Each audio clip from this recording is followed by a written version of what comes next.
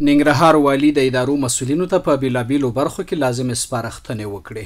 ننګرهار والي حاجي ملا محمد نعیم اخوند ولایت مقام کې د بیلابیلو ادارو مسؤلینو سره په جلا ناستو کې د دوی د ترسره کړو کړنو او اجراتو په اړه راپورونه، ستونزې او وړاندیزونه واوریدل.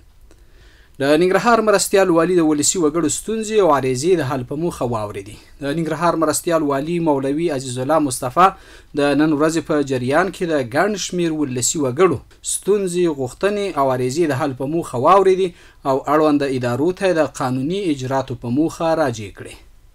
د ننګرهار په کوز کونړ ولسوالۍ کې د دوو کورنیو ترمنځ 10 کلنه دښمني پای ته ورسېده. مسؤلین وایي په دغه دښمنۍ کې د دواړو لورو 3 تنه وژل شوي وو چې د سیمه ییزو مسؤلینو، علما کرامو او قومي مخورو په هڅو نن د دواړو کورنیو ترمنځ روغه جوړه وشوه. ننګرهار کې د 619,000 ډالرو په لګښت د کانالونو پاکولو پروژه پیلېږي.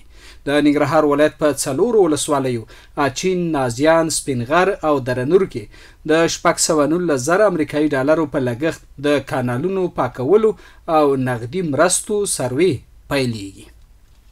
او ننګرهار کې 80 راستنو شو کورنیو سره نغدي مرسته وشوه.